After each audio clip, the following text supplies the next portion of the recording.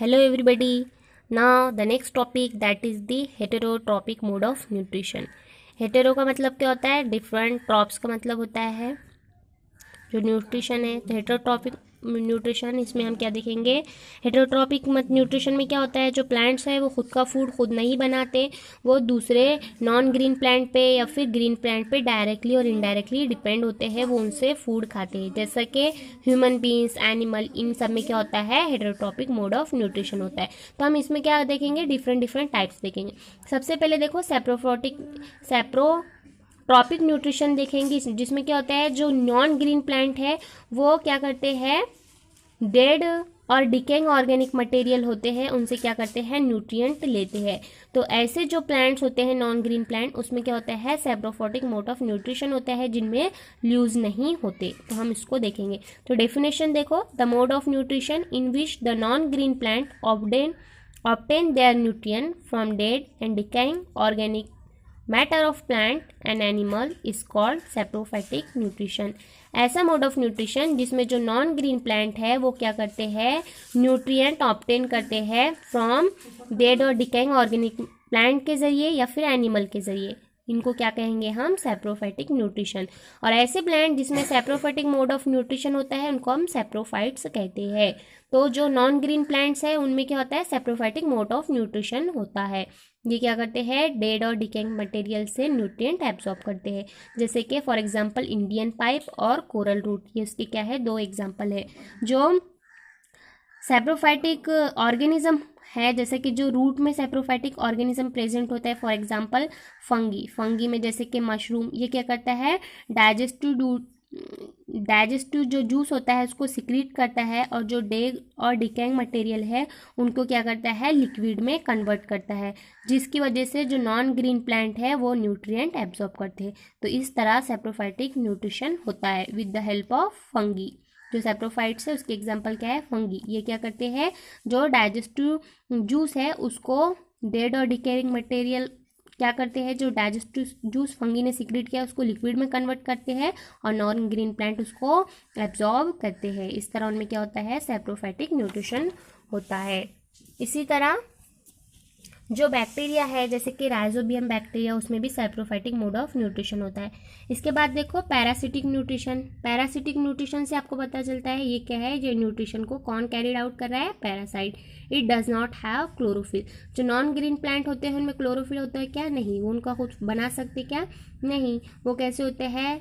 Long yellowish thread like उनकी stems होती है, और वो नॉन ग्रीन नहीं होने की वजह से उनके लिए उसमें क्लोरोफिल नहीं होता, और वो खुद का फूड नहीं बना सकते, वो डायरेक्टली दूसरे प्लांट पे डिपेंड होते हैं।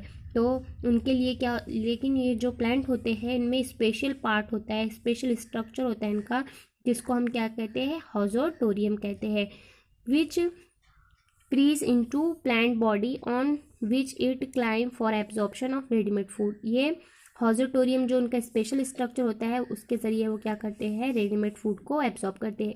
इसकी डेफिनेशन देखो पैरासिटिक न्यूट्रिशन की, the mode of nutrition in which some plants live in or on the body of other living organism and get their ready-made food from them is called parasitic nutrition। ऐसा mode of nutrition जिसमें जो plants है वो क्या कर रहे हैं? दूसरे लिविंग ऑर्गेनिज्म पर डिपेंड है और उनसे डायरेक्टली रेडीमेड फूड लेते हैं। ऐसे न्यूट्रिशन को हम क्या कहते हैं? पैरासिटिक न्यूट्रिशन कहते हैं। जैसा कि देखो कुस्कुटा, ये एक प्लांट है जिसमें क्या है? जो नॉन ग्रीन प्लांट होता है, और ये क्या करता है? डायरेक्टली रेडीमेड फूड लेता है। तो जो प्लांट जिसमें रेडीमेड फूड जो प्लांट ऑब्टेन करते हैं हम उसको क्या कहेंगे? Parasite. The plant which obtain the readymade food is called parasite. और जो ऑर्गेनिज्म उनको रेडीमेड फूड देते हैं हम उनको क्या कहते हैं? होस्ट कहते हैं।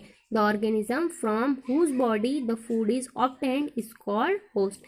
जो ऑर्गेनिज्म फूड प्रोवाइड करेंगे हम उनको होस्ट कहेंगे, और जो ऑर्गेनिज्म जो प्लांट्स है वो फूड एब्जॉर्ब करते हैं रेडीमेड फूड, उनको पैरासाइट कहेंगे। ओके।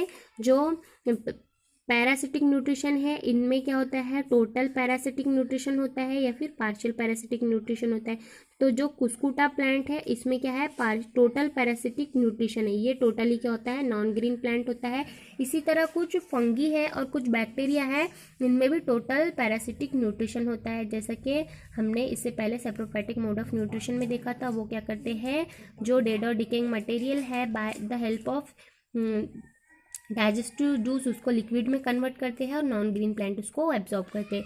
इसी तरह जो बैक्टीरिया है उनमें भी, जो प्लांट जैसा कि मिस्टोलेटी जो प्लांट है उसमें पार्शियल क्या होता है, पैरासिटिक न्यूट्रिशन होता है, क्योंकि जो उसके लीव्स क्या होते हैं वो ग्रीन होते हैं, जिसकी वजह से वो क्या करती है, फूड बना लेती है खुद का। लेकिन जो मिनरल है और वाटर है वो एब्जॉर्ब नहीं कर सकती, उसको रूट्स नहीं होते, इसलिए वो क्या है, दूसरे प्लांट्स पे डिपेंड होती है, इसलिए उनको क्या कहते हैं, पार्शियल पैरासिटिक न्यूट्रिशन होता है।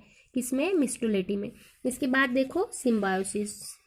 ओके, सिम्बायोसिस में क्या है, जो लीचेन, सिम्बायोसिस क्या है, सिम्बायोसिस मतलब the mutual association in which two different types of organism live and work together for their mutual benefit is called symbiosis। Symbiosis में क्या है, दो डिफरेंट टाइप्स के ऑर्गेनिज्म क्या करते हैं, एक साथ रहते हैं और एक साथ वर्क करते हैं, और वो दोनों को एक दूसरे से क्या होता है, म्यूचुअल बेनिफिट होता है। ऐसी प्रोसेस को हम क्या कहते हैं, सिम्बायोसिस कहते हैं। जैसा कि देखो लीचेन, ये यहाँ पे पिक्चर दिखाई गई है, ये क्या है, एक ऑर्गेनिज्म है। ये क्या है, इसमें दो ऑर्गेनिज्म पाए जाते हैं लीचेन में, जैसा कि अलगी और फंगी।